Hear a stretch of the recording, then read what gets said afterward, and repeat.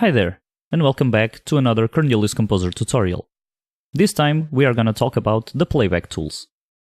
One of the coolest features about Cornelius Composer is the ability to edit your music score during playback. This allows you to get instant feedback on any changes that you make.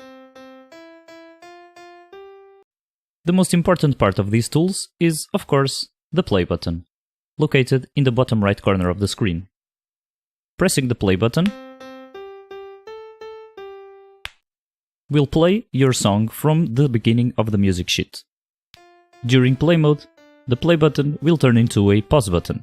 Pressing the pause button will, of course, pause playback at the point that we're currently at in the song. Pressing it again will resume from that same point. Pressing the stop button will stop the playback and will leave play mode completely, making the playback start over from the beginning when we press the play button again. If you're on a device with a keyboard, pressing P or the spacebar is equivalent to pressing the play button, toggling between play and pause, and pressing S is equivalent to pressing the stop button. If there is anything selected in the sheet, playback will begin from the first note in the selection. While in play mode, the playhead will become visible, and it is represented by a blue vertical bar. It indicates the current note being played. The start and end play markers will also become visible. These indicate the starting and ending points of our playback. If we wish to change where the playback will end, we can simply drag and drop the ending play marker where desired.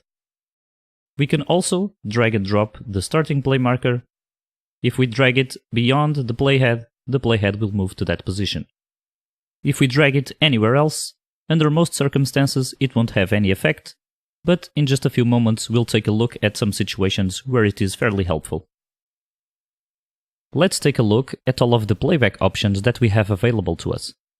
To access these options, we should simply click the blue button above the play and stop buttons. This will open the playback library. Starting from the top, we have the Resume Auto Scroll button. To understand what this does, we need to be in play mode. Whenever we enter play mode, the camera will focus on the playhead, following it if it moves off screen. But if we move the camera manually, we will regain control over it and it will stop following the playhead. When that happens, this button becomes enabled, allowing us to resume the camera's auto-scroll behavior, following the playhead again. Next, we have the Change Instrument button. This is pretty self-explanatory, just allows us to change the instrument that is playing our music.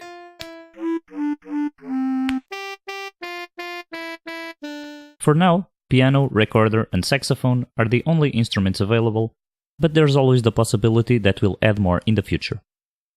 The next option is Solfege Voice. This is a button that we can toggle on and off, and it's a pretty unique one. Instead of hearing the music being played by an instrument, the name of each note will be literally sung or chanted. Do, do, sol, sol, la, la, sol, fa, fa, mi, re, do. This might be a fairly useful one for educational purposes, making it easier to learn the names of each note. After that, we have the metronome option, also a button that we can toggle on and off. Should also be pretty self-explanatory. When we have it on, we will be able to hear the metronome marking the beats or tempo of the music.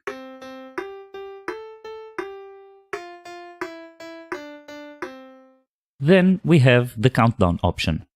When activated, this will trigger a countdown when we press the play button before the music actually starts playing.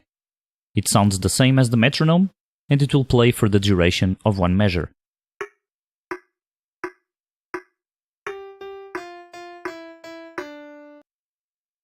After that, we have the repeat option.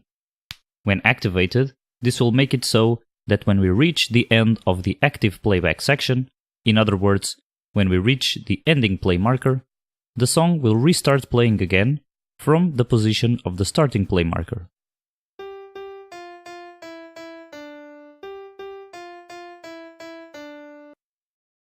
As we already discussed, if something is selected on the sheet, pressing play will place the starting play marker on the first note of your selection.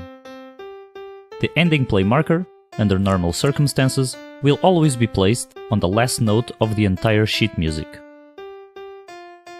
However, if the repeat option is turned on, the ending play marker will be placed on the last note of your selection. This makes it very easy to quickly listen to a section of the score on loop, by simply selecting a measure or any range of notes and then pressing play. When repeat is turned on, this is probably when being able to drag the starting and ending play markers becomes more useful.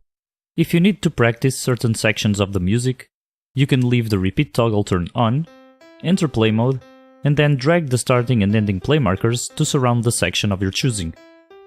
When we're done with a particular section, you can simply drag the markers to the next section and start practicing again. And lastly, we have the speed options. Also fairly self-explanatory. You can increase the playback speed by pressing the up arrow button, and you can decrease it by pressing the lower arrow button.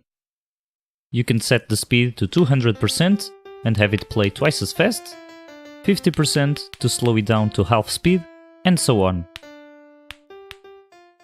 This is different from changing the BPM of the music itself, as this will only affect play mode.